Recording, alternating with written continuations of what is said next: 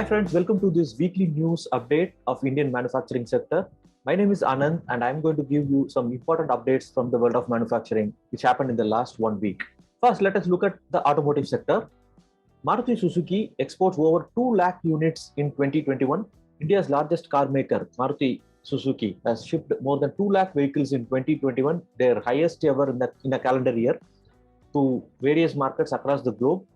The company exported 2,05,450 vehicles in 2021, and this particular milestone reflects the confidence of the customers around the world in terms of quality, technology, reliability, and performance of Maruti's cars. The next news is from Kia India. Kia India has announced the trim levels or the trim details of their recently unveiled Carens MPV.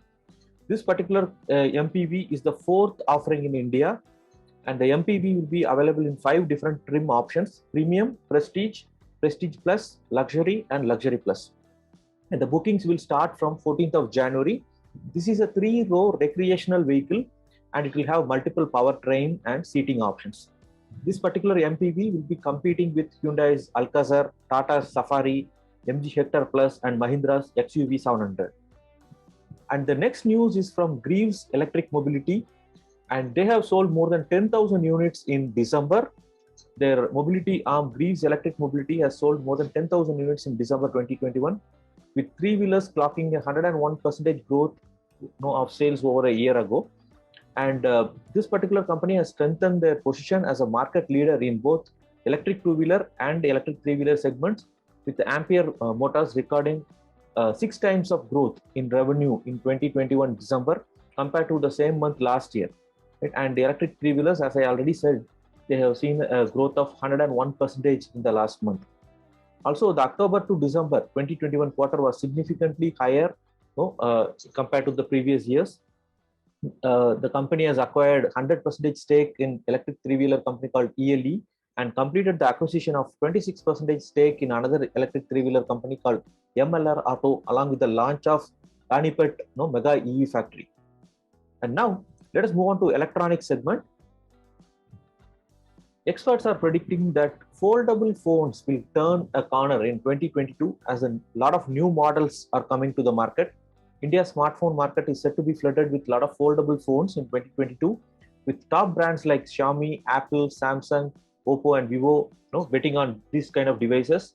This particular segment is likely to touch 3 lakh units in 2022 compared to 1,75,000 units in 2021, 600% increase year on year. Okay, this particular segment, if you look at it, is about 4.2% of the luxury segment, which are defined as the phones priced more than 50,000 rupees.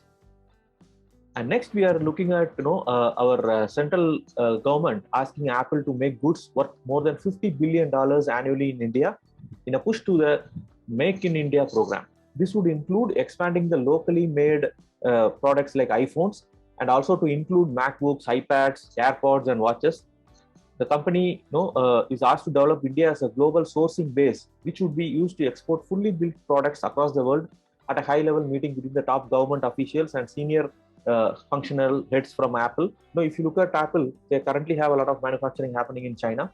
So our center is also pushing this manufacturing to happen in India. Now let us look at the power sector. Sterlite Power Transmission Limited, a leading private sector power transmission infrastructure developer, has announced the successful commissioning of Khargone Transmission Limited, project worth 1,662 crores in Madhya Pradesh. This project will distribute 1,320 megawatt of power generated by the Khargone power plant to 765 kilowatt Khandwa substation, and that will further distribute it downstream across Madhya Pradesh, Maharashtra, Chhattisgarh, Gujarat, Goa, Daman and Diu, Dadra and Nagar Haveli. If you look at overall India's power consumption, it rises to 110.34 billion units in December. Right? India's power consumption grew by 4.5% in December compared to the previous month a year ago.